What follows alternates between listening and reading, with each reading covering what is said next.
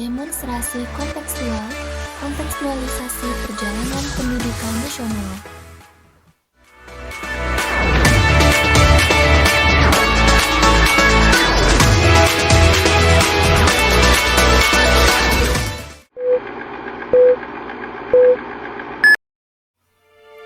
Indonesia dalam perjalanan sejarahnya juga bergerak dengan proses, pergerakan, dan perkembangan pendidikannya yang kita ketahui sendiri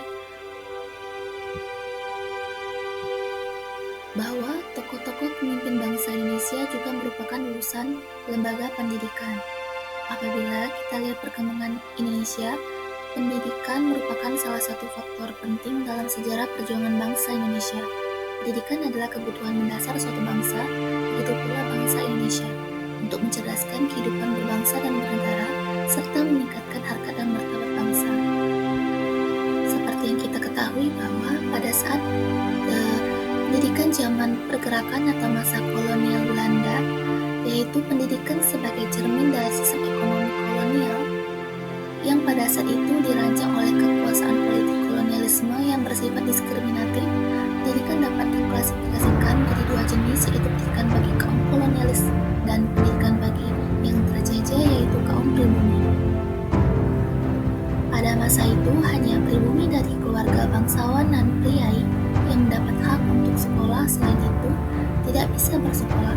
Kebijakan Belanda dalam pendidikan memiliki tujuan untuk melanggengkan kekuasaan terhadap pribumi dan menyediakan tenaga kerja yang murah dalam rangka eksploitasi hasil rempah-rempah yang ada. Pada saat itu di sekolah dibagi atas ras, yaitu ras Eropa dan ras pribumi keturunan Arab dan keturunan Cina.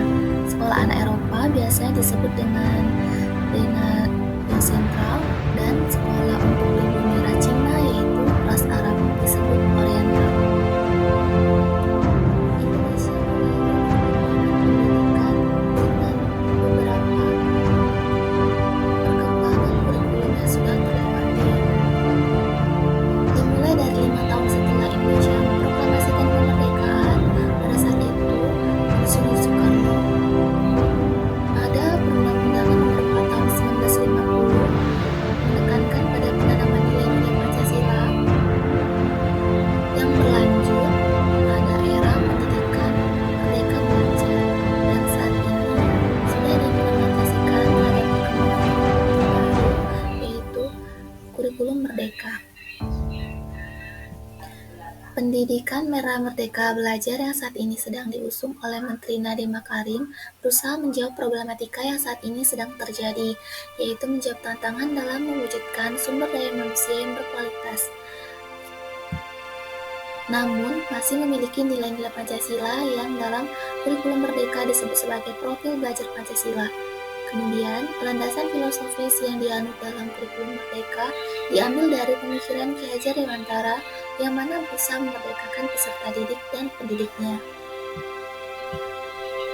Oleh karena itu, pendidikan memiliki upaya untuk memajukan pertumbuhan budi pekerti atau kekuatan batin, dan karakter selanjutnya kekuatan pikiran atau intelektual untuk menghayati nilai-nilai dan prinsip-prinsip yang disumbangkan dari pemikiran intelektual Ki Hajar Dewantara yang mampu melintasi zaman dan memiliki koneksi dengan pemikiran-pemikiran ahli lainnya.